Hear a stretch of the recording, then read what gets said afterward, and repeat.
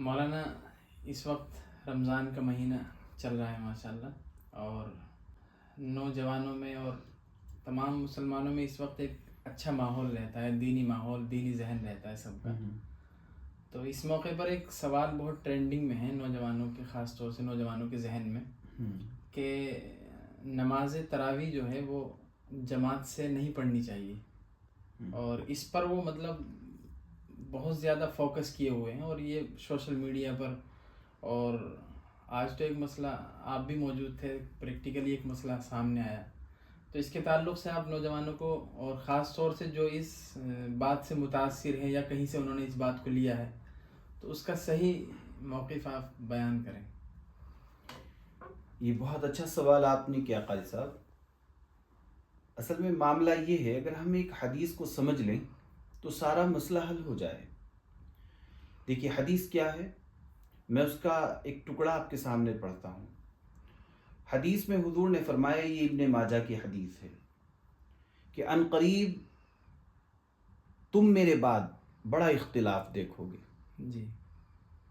پھر آگے حضور فرماتے ہیں صلی اللہ علیہ وسلم کہ تم میرے ہدایت یافتہ خلفائے راشدین کی سنت کو مضبوطی سے پکڑ لو۔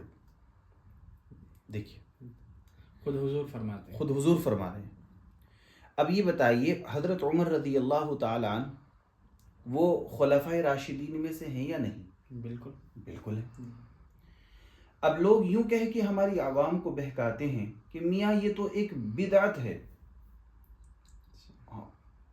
اور جب وہ اس کو بدعت کہتے ہیں تو وہ عوام جو ہے اپنے دماغ کے اعتبار سے اسے گمراہی خیال کرتی ہے نا، جبکہ حضور نے سمجھا دیا کہ ان کی سنت کو آپ جو ہے مضبوطی سے تھام لیں۔ جو ہے تراویح کی، یہ حضرت عمر رضی اللہ تعالیٰ عنہ سے شروع، حضرت عمر رضی اللہ تعالیٰ عنہ نے جو ہے دیکھا مسجد کے اندر کہ کچھ لوگ ادھر کو نماز پڑھ رہے ہیں، کچھ ادھر کو پڑھ رہے ہیں، کچھ ادھر کو پڑھ رہے ہیں، تو حضرت عمر رضی اللہ تعالیٰ عنہ فرمانے لگے کہ کیا ہی اچھا ہو کہ اگر میں ان کو ایک امام کے پیچھے جمع کر دوں۔ تو حضرت نے ایک امام کے پیچھے جمع کیا سب کو، تو گویا یہ حضرت عمر کی سنت، تو حضرت عمر کی سنت ہوئی۔ تو حضور کیا سمجھا رہے ہیں کہ آپ ہدایت یافتہ جو خلفائے راشدین ہیں ان کی سنت کو مضبوطی سے پکڑ لو۔ اور حضرت عمر تو ان خلفاء میں ہیں جن کے بارے میں حضور فرماتے ہیں کہ میرے بعد کوئی نبی ہوتا تو عمر ہوتے۔ تو حضرت عمر کی شان اگر سمجھ میں آ جائے تو سارا تراویح کا مسئلہ حل ہوا پڑا ہے۔ تو جب حضرت عمر کا طریقہ ہے اور ان کی سنت ہے یہ، تو گویا یہ محبوب دو عالم صلی اللہ علیہ وسلم کی سنت ہوئی، ہے نا۔ تو جب حضور کی ہوئی تو اختلاف کیسا؟ تو اس سے ہمیں سمجھ میں آیا کہ جب حضرت عمر رضی اللہ تعالیٰ عنہ سب کو ایک امام کے پیچھے جمع کر رہے ہیں، ان کو جمع ہوتے ہوئے کیا دقت پیش آ رہی؟ کیا یہ عمر سے بھی آگے ہیں؟ کیا یہ عثمان سے بھی آگے ہیں؟ کیا یہ حضرت علی سے بھی آگے ہیں؟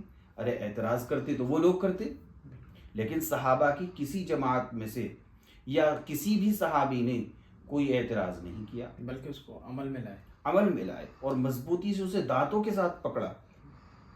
لیکن مولانا اگر یہ سوال کہیں سے یا اعتراض یہ پیدا ہوتا ہے تو آپ کو کیا لگتا ہے یہ چیز کہاں سے چل رہی ہے؟ جہاں تک میرا خیال ہے یہ شیعوں کے یہاں سے چل رہی ہے، کیونکہ یہ وہ خبیث طبقہ ہے جو خود بھی نماز سے دور ہے اور دوسروں کو دور کرنے پر تلا ہوا ہے۔ ہاں بالکل بالکل، بہت زبردست طریقے سے۔ تو اس لیے میرا خیال یہ ہے کہ شیعوں کے یہاں سے چل رہی ہے۔ ابھی وہ جو یو کے کا جو معاملہ تھا، آپ اندازہ لگائیے کہ وہ بچہ کیا کہہ رہا تھا اور اس کے الفاظ کیا تھے، ان کو میں یہاں نہیں دہرا سکتا۔ تو آپ اندازہ لگائیے کس طریقے سے ورغلا رہے ہیں۔ اب پوری ایک منظم محنت ہے، اور ہاں بہت زبردست طریقے سے یہ گمراہی کی طرف لے جانے کا جی راستہ اختیار کیا ہوا ہے۔ بالکل۔ تو اس پر ہمارے نوجوانوں کو کیا پیغام آپ دیں گے؟ میں تو یہی پیغام دوں گا نوجوانوں کو کہ بھائی آپ دین کو علماء سے سیکھیے۔ آپ اگر ادھر سے کوئی بات سنی، ادھر سے کوئی بات سنی، ادھر سے کوئی بات سنی، اس طرح تو گمراہ ہو جائیں گے۔ آپ دین کو دین والوں سے سیکھو۔ بھائی آپ کو جب ضرورت ہوتی ہے پلمبر کی تو آپ پلمبر کو ہی بلاتے ہیں، آپ کو ضرورت ہوتی ہے اسی طرح بجلی کے کام کی تو بجلی والے کو بلاتے ہیں، آپ سرجن ڈاکٹر کو تو نہیں بلاتے کہ آ کر تار ٹھیک کر دو۔ تو اسی طریقے سے دین والے ہی دین سکھائیں گے۔ تو اس لیے بہت ضروری ہے کہ علماء سے دین کو سیکھا جائے۔